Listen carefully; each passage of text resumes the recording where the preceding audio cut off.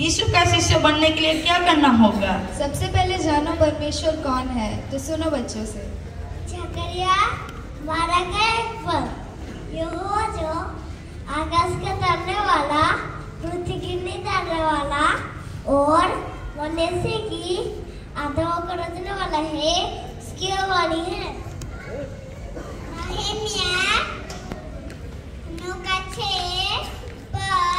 तू ही अकेला यहोवा है, स्वर्ग वरना सबसे ऊंचे स्वर्ग और उसके सब गण और पृथ्वी और जो कुछ उसमें है, और सबों को तू ही ने बनाया और सबों की रक्षा तू ही करता है, और स्वर्ग की समस्त सेना तुझी को धन्यवाद करती है। यशाया 44 अध्याय 6 से 8 पद। यहोवा जो इज़राइल का राजा है, अर्थात सेनाओं का यहोवा जो उसका छुड़ाने वाला है, वो यो कहता है, मैं सबसे पहला हूँ और मैं ही अंत तक रहूँगा, मुझे छोड़ कोई परमेश्वर है ही नहीं। जब से मैंने प्राचीन काल में मनुष्य को ठहराया, तब से कौन हुआ जो मेरे समान उसको प्रचार करे या बताए या मेरे लिए रचे अथवा होने वाली बातें पहले से ही प्रकट करे। मत डरो और न भयभीत हो। क्या मैंने प्राचीन काल से ये बातें तुम्हें नहीं सुनाई और तुम पर प्रकट नहीं की? तुम मेरे साक्षी हो। क्या मुझे छोड़ कोई परमेश्वर है? नहीं, मुझे छोड़ कोई चट्टान नहीं, मैं किसी और को नहीं जानता। यही वचन जब आगे नए नियम में देखते हैं, यूहन्ना उसका 1 अध्याय 1 से 4, 10, 11 और 14 पद।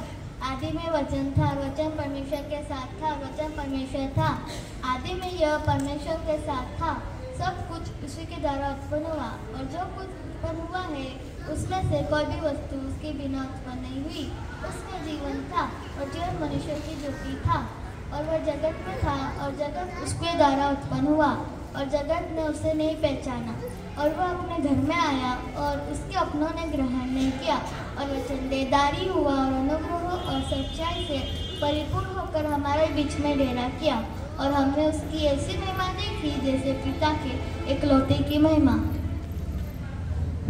कुलुस्सी की पत्री 1 अध्याय 15 से 19 आयत। वह तो ईश्वर परमेश्वर का प्रतिरूप और सारी सृष्टि में पहले उठा है, क्योंकि उसी के द्वारा सारी वस्तु की सृष्टि हुई, स्वर्ग की हो अथवा पृथ्वी की, देखी या अनदेखी, क्या सिंहासन, क्या प्रभुता है, क्या प्रधानता है, क्या अधिकार, सारी वस्तु उसी के द्वारा और उसी के लिए सृजी गई है। वही सब वस्तु में प्रथम है और सब वस्तु उसी में स्थिर रहती है। वही देह अर्थात परमेश्वर का सिर है, वही आदि और मरे हुओं में से जी उठने वालों में पहला था, कि सब बातों में प्रधान ठहरे, क्योंकि पिता की प्रसन्नता इसी में कि उसमें सब परिपूर्णता वास करे।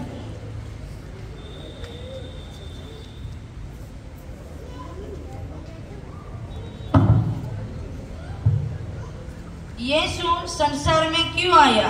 यीशु परमेश्वर होने के बाद मनुष्य क्यों बना? हम बताएंगे यीशु क्यों आया। मत्ती 1 का 21। वह पुत्र जनेगी और तो उसका नाम यीशु रखना, क्योंकि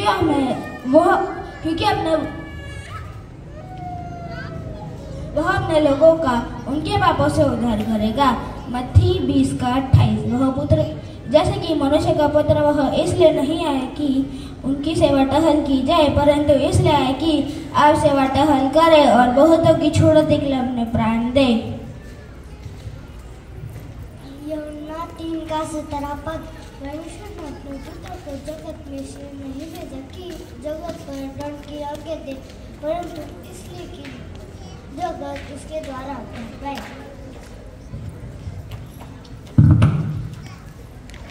मुझे मेरे जीवन में उद्धार क्यों जरूरी है? हमारे जीवन में पाप है और उससे छुटकारा पाना जरूरी है।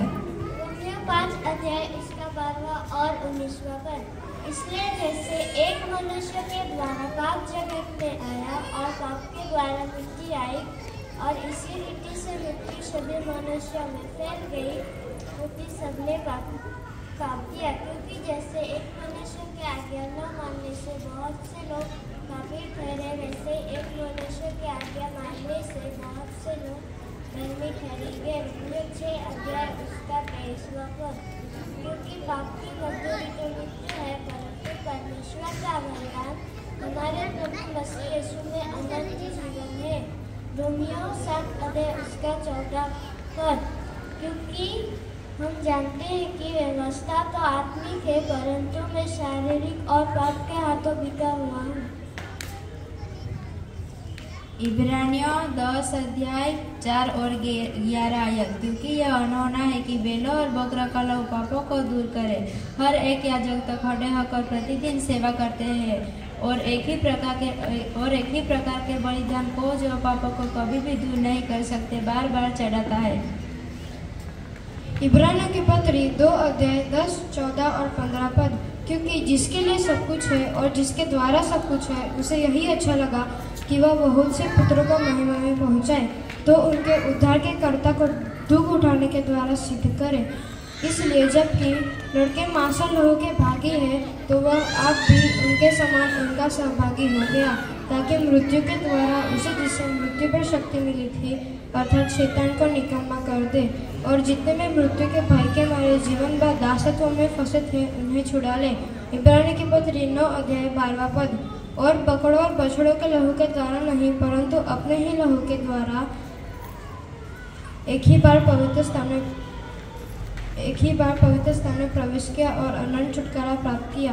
तीतुस की पत्री 2 अध्याय 14वां पद। जिसने अपने आप को हमारे लिए दे दिया, ताकि हमें हर प्रकार के अधर्मों से छुड़ा ले और शुद्ध करके अपने लिए ऐसी जाति बना ले जो भले भले कामों में सरगर्म हो।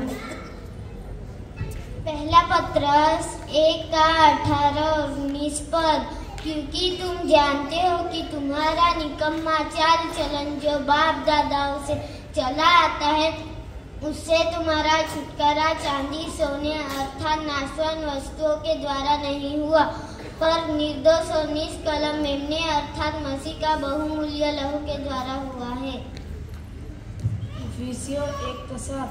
हमको उसमें उसके लहू के द्वारा छुटकारा अर्थात पापों की क्षमा उसके उस अनुग्रह के धन के अनुसार मिला है। रोमियो 6:6।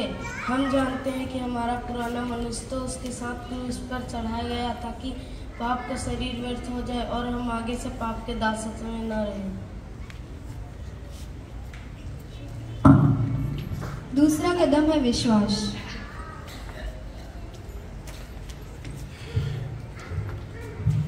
मैं बताता हूँ विश्वास के बारे में, सुनो। इब्रानियों की पत्री उसका 11वां अध्याय उसका 1 और 6वां पद। अब विश्वास आशा की हुई वस्तुओं का निश्चय और अनदेखी वस्तुओं का प्रमाण है, और विश्वास बिना उसे प्रसन्न करना अनहोना है, क्योंकि परमेश्वर के पास आने वाले को विश्वास करना चाहिए कि वह है और अपने खोजने वाले को प्रतिफल देता है। पहला यूहन्ना उसका 3 अध्याय उसका 23वां पद। उसकी आज्ञा यह है कि हम उसके पुत्र यीशु मसीह के नाम पर विश्वास करें और जैसा उसने हमें आज्ञा दी है उसी के अनुसार हम आपस में प्रेम रखें। पहला यूहन्ना उसका 5वां अध्याय उसका 13वां पद।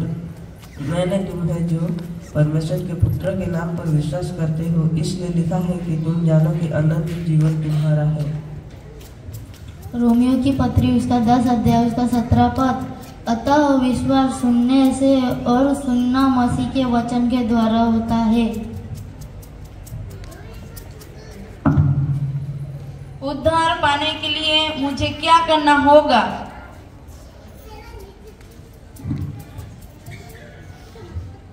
उद्धार पाने के लिए क्या करना होगा वो मैं आपको बताऊंगी। रोमियो की पत्री 10 अध्याय 9 और 10 है कि यदि तू अपने मुंह से यीशु को प्रभु जानकर अंगीकार करे और अपने मुंह से विश्वास करे परमेश्वर ने उसे मरे हुओं में से जिलाया, तो तू निश्चय उद्धार पाएगा।